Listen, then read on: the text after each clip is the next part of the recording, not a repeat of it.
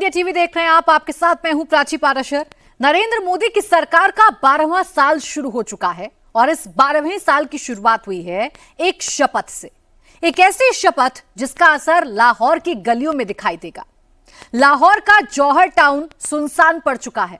हाफिज सईद का खानदान अब अलग अलग इलाके में छिप रहा है। पाकिस्तान में आतंकवादियों को बस दो ही चीज से डर लग रहा है, अज्ञात हमलावर और मोदी की मिसाइल। नरेंद्र मोदी ने इस वक्त भी अपना ऑपरेशन ऑन रखा है। इस वक्त भी नरेंद्र मोदी की एक शपथ चालू है। वो शपथ है, आतंकवादी अगर हमला करेंगे तो उड़ा दिए जाएंगे, आतंकवादी अगर साजिश रचेंगे तो साफ कर दिए जाएंगे। टॉप सोर्सेस से खबर मिली है कि अगला टारगेट हाफिज सईद है। हाफिज सईद का बेटा लाहौर में दिखा है और हाफिज सईद के खास कमांडर लखवी की लोकेशन पता चल गई है। हाफिज सईद की बची कुची टीम इस वक्त मीटिंग कर रही है, एक नई साजिश के तार बुन रही है। भारत को इसकी खबर लग गई है। बहुत जल्द अगला ऑपरेशन शुरू हो सकता है। इस वक्त तक सिर्फ इतनी जानकारी काफी है, आगे सिर्फ ब्रेकिंग न्यूज मिलेगी।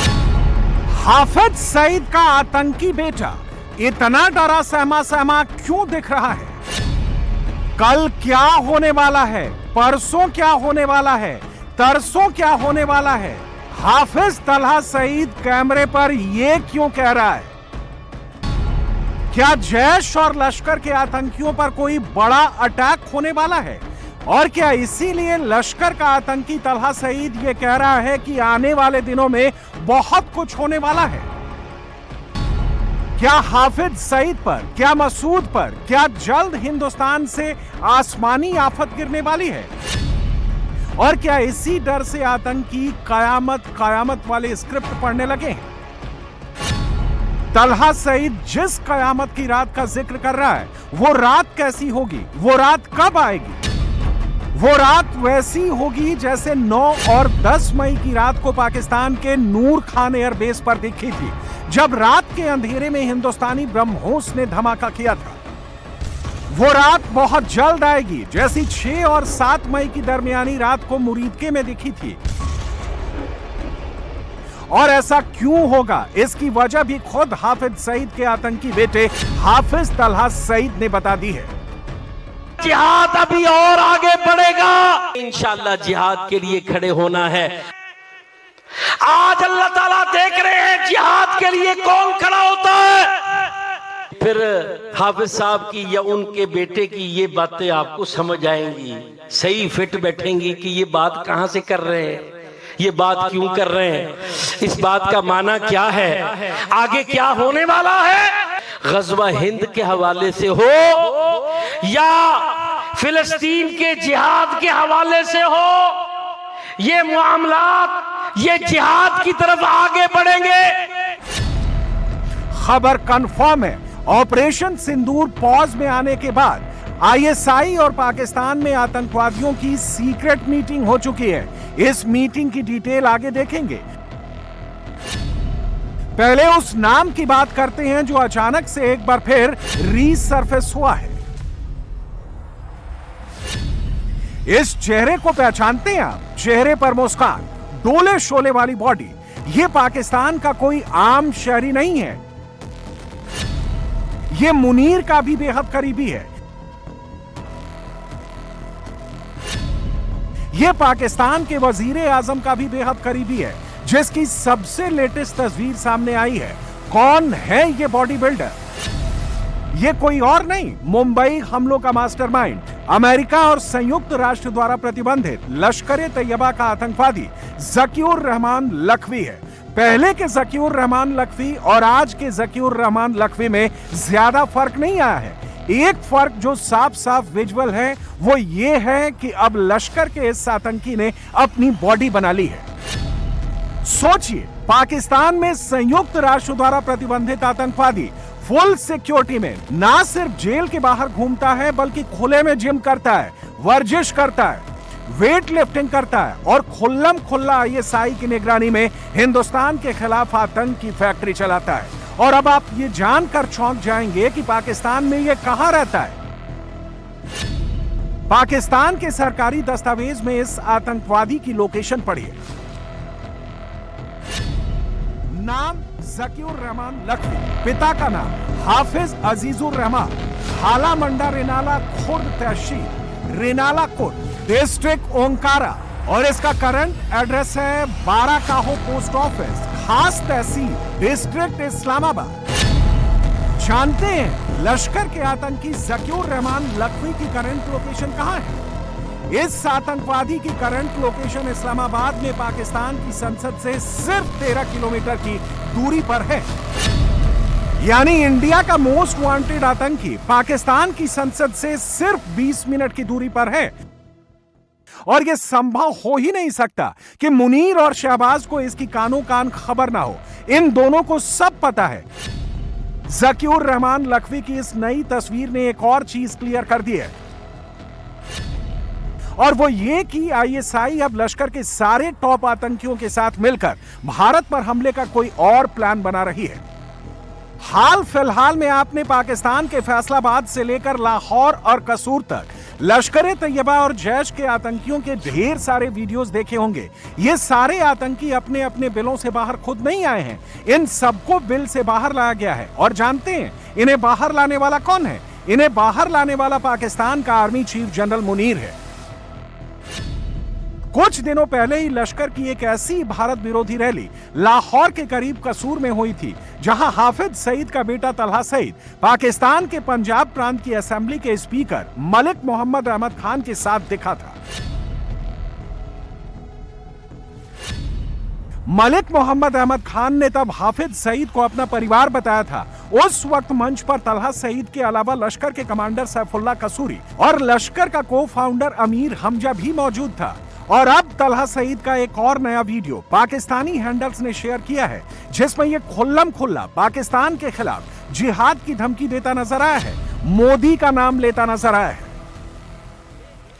आज कश्मीर का जिहाद हो, फिलिस्तीन का जिहाद हो, और इस जिहाद के खिलाफ दुनिया में होने वाली साजिशें हो, दुनिया में मकरो फरेब, अक़वाम मुत्तहिदा में बैठकर, सलामती कौंसिल में बैठकर जो मंसूबाबंदियां बन रही हैं, जो मुसलमान ममालिक में अपनी तरह के मुनाफिक ढूंढ ढूंढ कर यहूद और नसारा उनको इस्तेमाल करने की कोशिश कर रहे हैं। इस मौके पर उम्मत इस्लाम का, मुस्लिम का किरदार क्या होना चाहिए? माया क़यामत उस वक्त तक कायम नहीं होगी जब तक मुसलमान जबरदस्त तरीके से जिहाद और क़िताल नहीं करेंगे। तो जब मुसलमान जिहाद और क़िताल करेंगे, मैदानों में मार के लड़ेंगे, बहादुरी के जौहर दिखाएंगे। आपको ये भी मालूम होना चाहिए कश्मीर के मसले में भी इस्राइल हिंदुस्तान के साथ खड़ा है। पाकिस्तान के हसास इदारे सारे जानते हैं कि इस्राइली यहूद और उनकी इंटेलिजेंस एजेंसियां हिंदुस्तान की राह के साथ मिलकर पाकिस्तान को नुकसान पहुंचाने के जो मंसूबाबंदियां करते आए हैं। मेरे मोहतरम भाइयों, ये सारा गठजोड़ चल रहा है। तो इसके मुकाबले में अल्लाह ताला जिहाद को खड़ा कर रहे हैं। इनका ये सारा गठजोड़ है, इनकी जो जफ्फियां पड़ रही हैं, इनके जो मुआहिदे तय हो रहे हैं, इनकी जो साजिशें तैयार हो रही है, ये सब कुछ ऐसे चलेगा। आने वाले दिनों में, हालात में आप अपनी आंखों से इससे भी ज्यादा कुछ देखने वाले हैं। मेरे मुहतरम भाइयों, ये जिहाद का मार्का बढ़ेगा। वो बता रहे हैं कि पाकिस्तान को नुकसान पहुंचाने के लिए, मेरे आपके वतन अजीज पाकिस्तान को नुकसान पहुंचाने के लिए इसी पैटर्न पर साजिश तैयार हो चुकी है। और ये सारी साजिशों के मशवरे कादियानी दे रहे हैं। ये पिछले सालों में जो मोदी गया था ना इस्राइल, तो जहां नेतन्याहू ने मोदी का इस्तेकबाल किया था, वहां पाकिस्तान और इंडिया के कादियानी इस्राइल में मौजूद थे, जो उसको इस्तेकबाल कर रहे थे, रिसीव कर रहे थे। पाकिस्तान से आ रहे वीडियो से यह तो क्लियर है कि मुनीर लश्कर के साथ मिलकर कोई ना कोई बड़ा प्लान जरूर बना रहा है। इस तस्वीर में मुनीर के पीछे जो मैसेज लिखा है, क्या वो किसी नए टेरर अटैक की ओर इशारा कर रहा है? लग तो ऐसा ही रहा है और इससे जुड़ा एक बड़ा खुलासा हुआ है।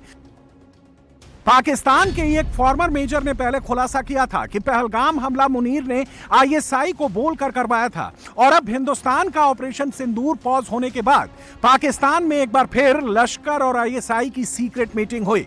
इसका खुलासा आईबी की एक रिपोर्ट में हुआ है।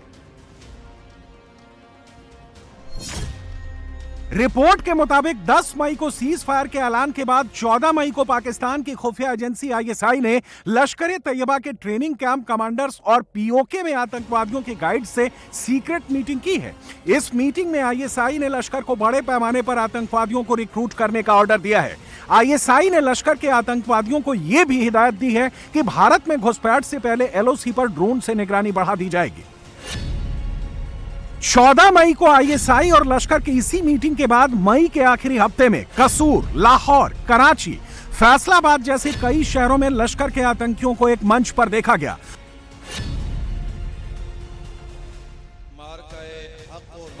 और लश्कर के ये आतंकी इस वक्त भी बंद कमरों में बैठ के कर रहे हैं, बदले की बात कर रहे हैं, कुछ बड़ा प्लान कर रहे हैं। हैरानी इस बात की है कि अब तो लश्कर के आतंकी भी वही भाषा बोल रहे हैं जो हिंदुस्तान में मोदी के सियासी दुश्मन बोल रहे हैं।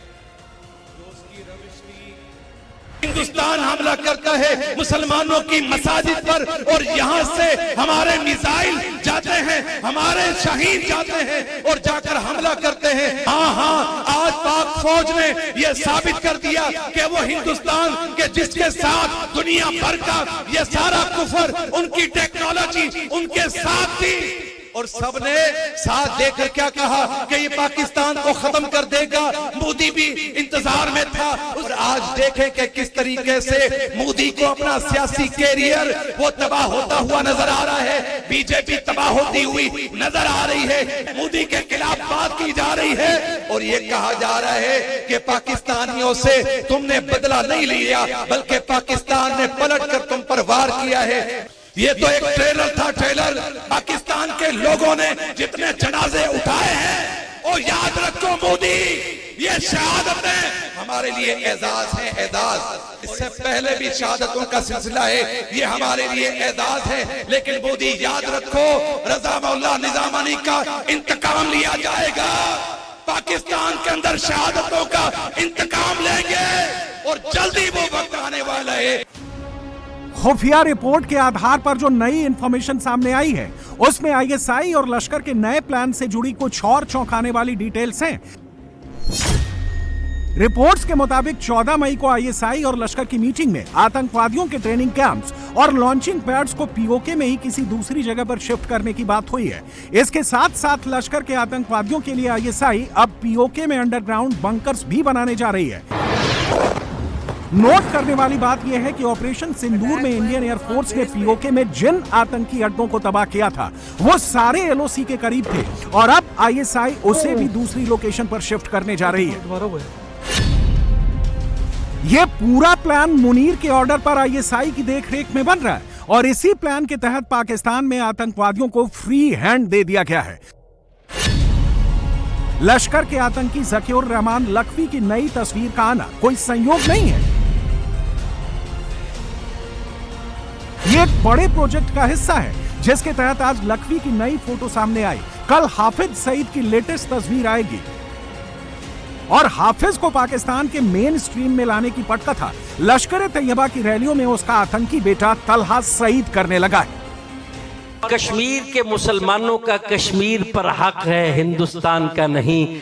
ये जुर्म है मेरे वालिद मोहतरम हाफिज मोहम्मद सईद हफिज़हुल्लाह का, जो 5वां साल उनका नजरबंदी का शुरू है।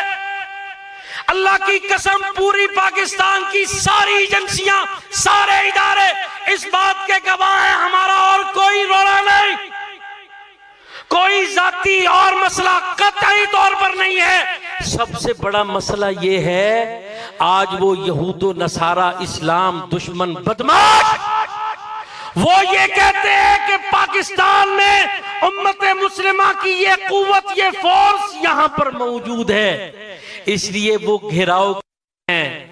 वो पाकिस्तान पर दबाव डालते हैं। हाफिज मोहम्मद सईद दहशतगर्द नहीं है, क्या बैक आवाज होकर आज हमें ये नहीं कहना चाहिए हाफिज मोहम्मद सईद और उनकी जमात दहशतगर्द नहीं है, ये सारी साजिशें मंसूबा बंदियां यहूदो नसारा की हैं।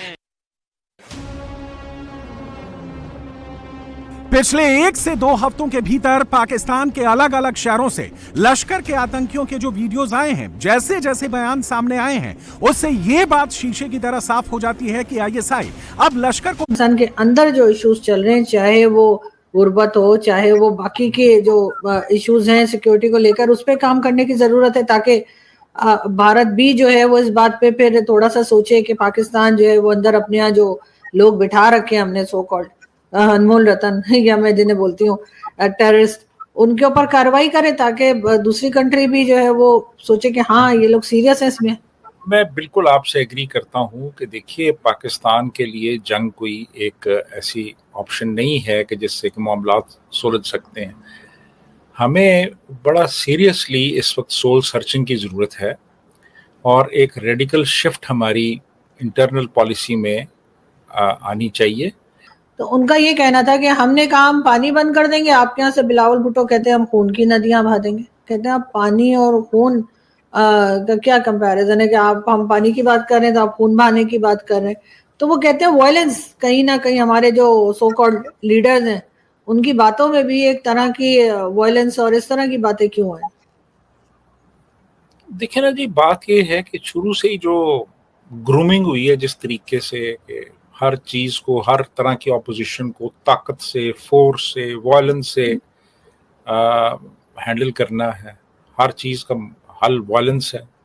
हमारे जो रोल मॉडल्स हैं, आप चाहे औरंगजेब को ले लें, उससे पहले महमूद गजनवी को ले लें, मोहम्मद बिन कासिम को ले लें, ये सारे वायलेंस के जरिए ही मामलात हल करते रहे ना।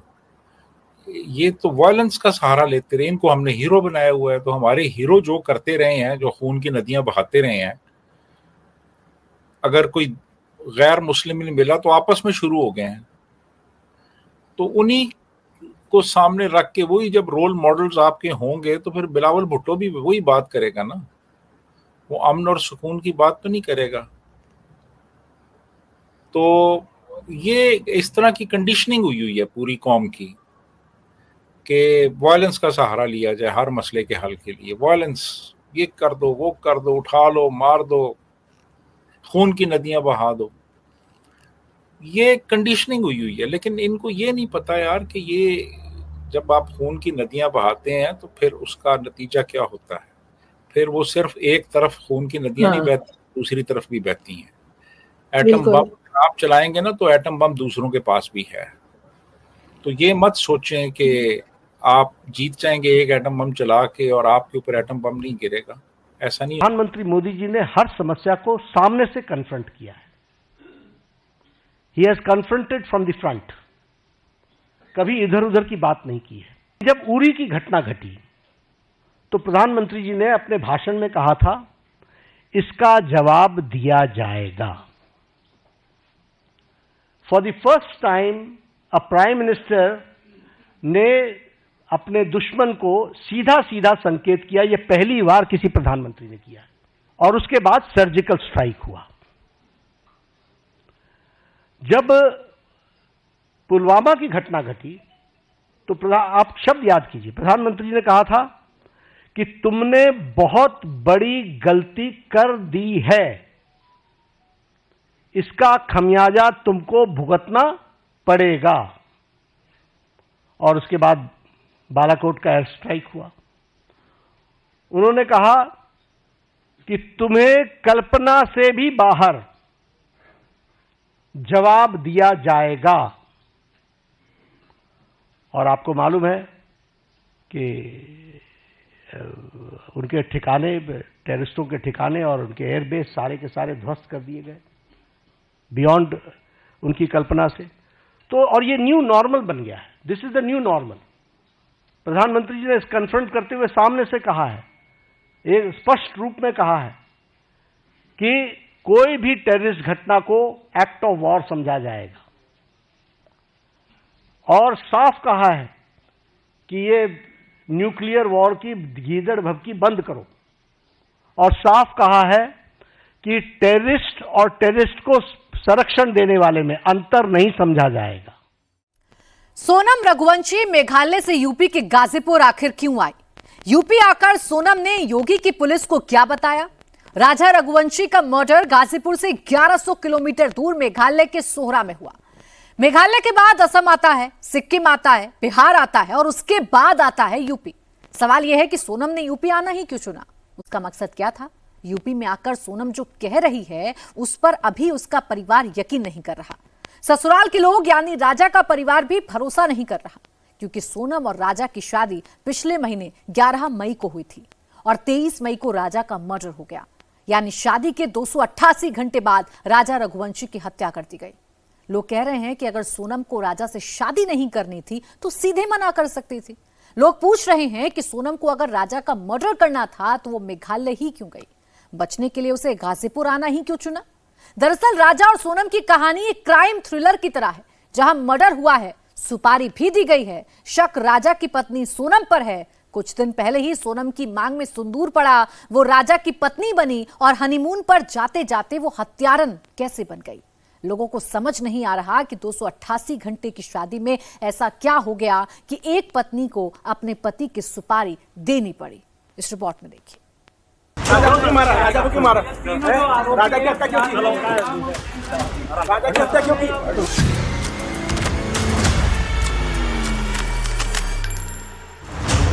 सोनम की शादी उसकी मर्जी से हुई, वो राजा से प्यार करती है, ये सबसे बड़ा झूठ है। उसके भाई की भी शादी करी तो मेरी मर्जी से करी मैंने, ठीक है ना। बच्ची की शादी करी तो वो भी मेरी मर्जी से ही करी मैंने। इच्छा से शादी हुई थी उनका, वो क्या बोलते हैं, आप फोटो देख लीजिए, उनके बढ़िया हंसी खुशी से शादी हुई है।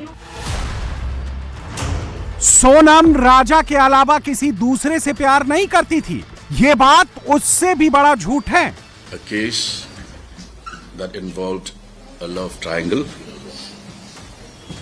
It is also a case where the main accused had engaged contract killers. Boyfriend of the Sonam has also been with. It appears like yes. Sonam ने ही साजिश रची, सोनम ने ही राजा का मर्डर कराया। इंदौर की स्टोरी का यही सबसे बड़ा सच है। और जब है ना अपना बच्चे ने बोला 2 दिन पहले कि मम्मी वो सोनम ने टिकट करा ली मेरी। अच्छा, ये सोनम ने ही टिकट कराई थी, प्लान भी उसी ने बना लिया था। राज कुशवाहा जो नाम आ रहा है, राज कुशवाहा का नाम कहीं ना कहीं आ रहा भी है। वही एम्प्लॉयर इनके जो ऑफिस में करता था, सोनम के ऑफिस में काम करता था।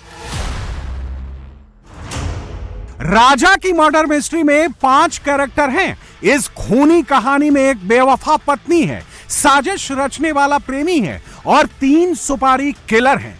राजा के मर्डर के लिए किसी ने झूठ मूठ शादी रचाई, प्यार का नाटक किया, किसी ने शिलोंग में साजिश की स्क्रिप्ट लिखी, किसी ने राजा के सिर पर वार किया, तो किसी ने मर्डर मिस्ट्री छिपाने के लिए नई कहानी बुनी। राजा रघुवंशी की स्टोरी में सबसे बड़ा किरदार सोनम रघुवंशी खुद है, जिसने मर्डर की पूरी कहानी बुनी, मेघालय में हनीमून की स्क्रिप्ट लिखी।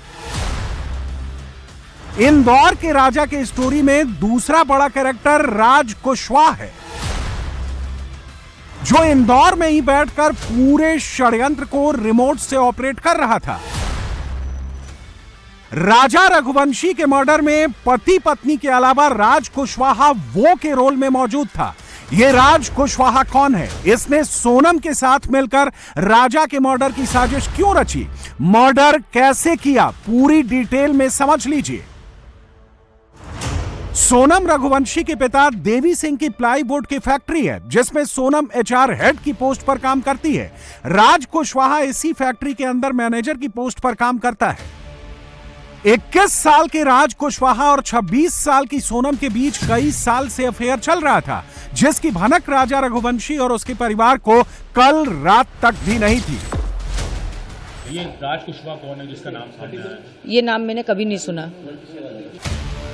सूत्रों का कहना है कि राजा और सोनम एक दूसरे से प्यार करते थे, शादी करना चाहते थे, लेकिन दोनों के बीच उम्र का फासला था, जाति का अंतर था, जो दोनों की शादी में सबसे बड़ी दीवार बन गया। और यहीं से राजा रघुवंशी के मर्डर की स्क्रिप्टिंग शुरू हुई। दोनों बच्चे इस लायक थे ही नहीं।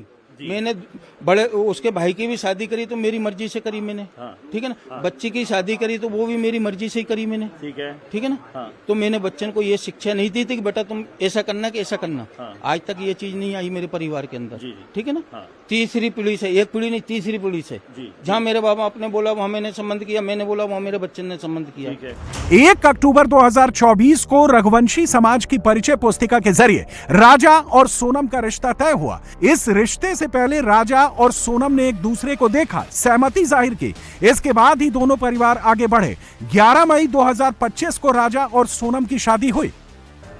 राजा और सोनम की शादी में दोनों परिवारों ने दिल खोलकर खर्च किया, जमकर खुशियां मनाई। राजा बहुत खुश था। शादी की तस्वीरों में सोनम भी खुश दिखाई दी। दुल्हन का जोड़ा पहनी सोनम के हाव भाव से कहीं नहीं लगा कि शादी उसकी मर्जी के खिलाफ हो रही है।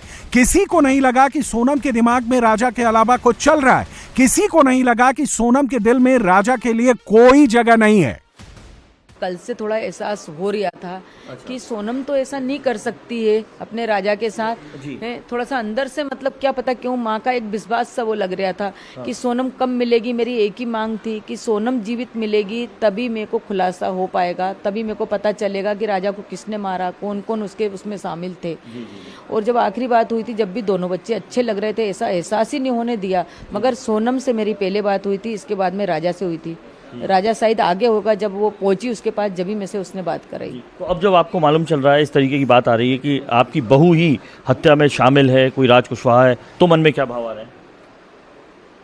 क्या मन में भाव आ रहा है? मन में ये भाव आ रहा है कि उसको जाना था, या तो मेरे को एक बार बात शेयर कर लेती कि मम्मी मैं दूसरे से प्यार करती या कुछ भी बात है, तो मैं ना मना कह देती कि नहीं बेटा हम हमारे ऊपर ले लेंगे, तुम्हारे घर भी नहीं पता चलने देंगे इस बात का। हम बोल देंगे हमको लड़की पसंद नहीं है। मगर ये बात का हमको बिल्कुल अंदाजा नहीं था, दोनों माँ बेटा को नहीं था, नहीं तो हम इतना वो नहीं करते। और अभी दूसरी बार भी हमारे घर से विदा होके गई, जब भी बोल देती कि मम्मी मैं नहीं आना चाहती हूँ, तब भी हम नहीं लेके आते। शादी के 3 दिन बाद तक सोनम राजा के घर पर ही रही और इसके बाद अपने पीहर चली गई। इन 3 दिनों में राजा और सोनम ने हनीमून के लिए कश्मीर जाने का प्लान बनाया, लेकिन सोनम ने यह प्लान कैंसिल कर दिया क्योंकि उसके दिमाग में बहुत बड़ी साजिश चल रही थी। और अचानक सोनम ने राजा को शिलोंग की टिकट बुक कराने की इंफॉर्मेशन देकर चौंका दिया। किसकी प्लानिंग थी पूरी? ये सोनम की प्लानिंग थी। हमने सोचा हमसे ज़्यादा समझदार तो उनके पापा मम्मी हैं, क्योंकि वो हर बात में बोलते हैं हमारे बच्चे संस्कारी हैं। क्योंकि हमने ऐसा नहीं बोला गया उनको कि बच्चे हमारे वो हैं, बोले हमारे बच्चे तो हमारी एक एक बात सुनते हैं। बोले कि हम यहाँ बोलते कि नहीं बच्चा ऐसा नहीं करना, तो वो बोलते हैं हाँ मम्मा ऐसा नहीं करना, पापा ऐसा नहीं करना है। तो हमने कहा इनके घर में इतना दबाव है तो ये आगे जाने नहीं देंगे। और जब है ना अपना बच्चे ने बोला 2 दिन पहले कि मम्मी वो सोनम ने टिकट करा ली मेरी। अच्छा, ये सोनम ने ही टिकट कराई थी, प्लान भी उसी ने बना लिया था? प्लान उसका ही। अच्छा, तो आपने एतराज नहीं किया कि 1.25 महीने नहीं जाते हैं? नहीं, मैंने सोचा कि उनके मम्मी पापा के घर से गई है तो उनको बोलना था ना। ये तो राजा ने क्या बताया आपको? राजा ने यही बोला मम्मी अब टिकट हो गई, अब क्या करूं मैं। तो मैंने कि बेटा चले जाओ, हो गई तो कोई दिक्कत नहीं। मैंने क्या, राजा अपनी नई नवेली दुल्हन के साथ खुशी खुशी शिलोंग के लिए निकल गया। उसे पता नहीं था कि उसकी पत्नी ने उसके लिए रिटर्न टिकट नहीं, मौत की बुकिंग की है। टिकट नहीं थी, जाने की टिकट थी। टिकट नहीं थी, जाने की टिकट थी। राजा और सोनम 20 मई को शिलोंग पहुंचे। 3 दिन तक पति पत्नी मेघालय में घूमते रहे। इस दौरान राजा को भनक भी नहीं लगी कि उसके खिलाफ सबसे बड़ी साजिश रची जा रही है। उसकी पत्नी उसकी मौत की स्क्रिप्ट लिख रही है। सूत्रों की माने तो शिलोंग टूर के दौरान सोनम इंदौर में बैठे राज कुशवाहा के संपर्क में थी। दोनों के दिन में कई बार फोन पर बातचीत हुई। सोनम ने हर दिन अपनी लोकेशन व्हाट्सएप के जरिए राज कुशवाहा को भेजी। Because when we actually had connected the dots, it was actually Raj Kushwaha with Sonam. So when they come here, that will be confirmed. At this juncture, I will not be able to say what exactly is the motive, but it indicates towards that. राज और सोनम ने मिलकर राजा के murder की सुपारी आकाश राजपूत, आनंद कुर्मी और विशाल चौहान को दी थी। राजा की जो लोकेशन सोनम राज कुशवाहा से शेयर कर रही थी, वो लोकेशन राज कुशवाहा सीधे सुपारी किलर्स को भेज रहा था, जो कई दिनों से दोनों के पीछे लगे हुए थे। 23 मई को सोहरा इलाके में राजा रघुवंशी की आनंद, आकाश और विशाल ने हत्या कर दी। 23 मई को राजा की हत्या के बाद सोनम, आनंद, आकाश और विशाल चारों वहां से फरार हो गए। सोनम ने अपना मोबाइल स्विच ऑफ कर लिया। 2 जून को राजा रघुवंशी की लाश खाई में मिली। राजा की मौत के बाद 17 दिनों तक पुलिस सोनम को तलाशती रही, लेकिन उसका कोई सुराग नहीं लगा। 9 जून की रात 1 बजे सोनम रघुवंशी ने गाजीपुर में सरेंडर कर दिया। अपने भाई गोविंद से करीब आधा घंटा वीडियो कॉल पर बात की। माना जा रहा है कि सोनम ने अपने भाई गोविंद को मर्डर की पूरी कहानी बता दी, इसलिए गोविंद ने सबसे पहले पुलिस को इंफॉर्मेशन दी। सिर्फ उसका फोन आया, हम भावुक हो गए, हमने पुलिस थाने में कंप्लेन करा और उसको रिसीव करवाने की कोशिश की। नहीं, हमने पूछ ही नहीं पाए हम उनसे। सच बात यह है कि अगर सोनम सरेंडर नहीं करती तो भी उसका पकड़ा जाना पक्का था, क्योंकि मेघालय पुलिस पहले ही उसके साथियों को दबोच चुकी थी। कुछ ही घंटे में सोनम पर शिकंजा कसा जाना था। राजा के मर्डर की साजिश बड़ी सोच समझकर रची गई। जब राजा को बेरहमी से मारा गया तब सोनम का प्रेमी राज कुशवाहा इंदौर में ही मौजूद रहा, जिससे कि उस पर किसी को शक ना हो। वो लगातार फैक्ट्री आता रहा, जिससे कि वो किसी जाल में ना फंस जाए। सोनम ने भी इस मर्डर को लूट बनाने का षड्यंत्र रचा था। जबरन राजा से सोने की चेन पहनकर आने को कहा। तो मम्मी वो सोनम बोल रही थी कि चेन पहन के आना, लेके आना। तो मैंने बोला कि उसके कहने में लेके मत जाना, वो पहनना भी नहीं बेटा, अपन को बाहर जा रहे हैं। तो बोले हाँ ठीक है। बोले उसने यूँ बोल दिया कि हाँ मम्मी। तो मैंने कहा तू वापिस आ रहा है क्या रिटर्न चेन लेने के लिए? बोले नहीं मैं नहीं आ रहा। उसने यूँ बोला। अब वो एयरपोर्ट पे पहुंचा तो उसने फोटो डाली। उसको फोटो डालने का बहुत शौक था, कहीं भी जाता था फोटो डालता। तो एयरपोर्ट की फोटो में उसके गले में मेरे को चेन दिखी। तो फिर मैंने बोला क्यों तूने तो चेन पहनी और अभी तो मेरे से बोल रहा था कि मम्मी मैं चेन लेके नहीं आया और ये गले में चेन कहाँ से आई? बोले मेरे को सोनम ने बोला था। उसने यूँ बोला। फिर मैंने सोनम को फोन लगाया तुरंत ही कि सोनम उसको राजा को तुमने चेन पहनने का क्यों बोला? तो बोले मम्मी मैं क्यों बोलूंगी? उसने यूँ बोला मैं क्यों बोलूंगी, मैं खुद घर से कुछ पहन के नहीं आई। उसने यूँ बोला मेरे को। लेकिन एक गलती ने सोनम और राज दोनों की पोल खोल दी। मेघालय पुलिस ने जब इलाके की सीडीआर निकाली तो मध्य प्रदेश के 5 नंबर मर्डर वाले इलाके में एक्टिव मिले, जिनमें 2 नंबर सोनम और राजा रघुवंशी के थे, जबकि 3 नंबर आकाश राजपूत, आनंद कुर्मी और विशाल के थे। पुलिस ने सोनम की कॉल डिटेल निकाली तो राज कुशवाहा से लगातार बातचीत के रिकॉर्ड्स मिले। सूत्रों का कहना है कि व्हाट्सएप से जुड़ी कुछ चैट्स भी मिली। राज की कॉल डिटेल्स में भी सुपारी किलिंग गैंग से संपर्क होने की बात सामने आई, जिसके बाद पुलिस पूरी कहानी समझ गई और सीधे एमपी में छापेमारी शुरू हो गई। 19 साल के आकाश राजपूत को यूपी के ललितपुर से अरेस्ट किया गया। विशाल सिंह चौहान और विक्की ठाकुर और राज कुशवाहा को इंदौर से दबोचा गया। आनंद कुर्मी मध्य प्रदेश के सागर से पकड़ा गया। सोनम और राज की सुपारी किलर गैंग ने राजा रघुवंशी को मारने के लिए हथियार गुवाहाटी से खरीदा था। सूत्रों का कहना है कि राजा की हत्या के बाद सोनम को लग रहा था कि वो बच गई है, लेकिन राज को गड़बड़ का अंदेशा हो गया। राज ने इसकी जानकारी सोनम को दी तो उसने विक्टिम कार्ड खेलना शुरू कर दिया। अपने भाई से अपनी डिटेल शेयर कर दी। सोनम का भाई समझ गया कि अब परिवार फंस सकता है, इसलिए पहले से ही खुद की बेगुनाही साबित करने लग गया है। भैया ये ऑडियो आप ग्रुप में डाल दीजिए ना, और मैं भी डाल देता हूँ। धन्यवाद सभी लोगों का। मैं ना एयरपोर्ट पे हूँ चेकिंग पॉइंट में, तो मैं सिर्फ इतना बोलना चाहता हूँ कि सोनम रघुवंशी का मुझे कॉल आया था रात को 1:30 बजे, और मैंने उसको जो भी आसपास का लोकल थाना है वहाँ पे उनकी कस्टडी में दे दिया था। और उसके बाद में मेरी बात हो गई थी लोकल थाने से, और वो 3 बजे तक थाने पहुँच गए हैं।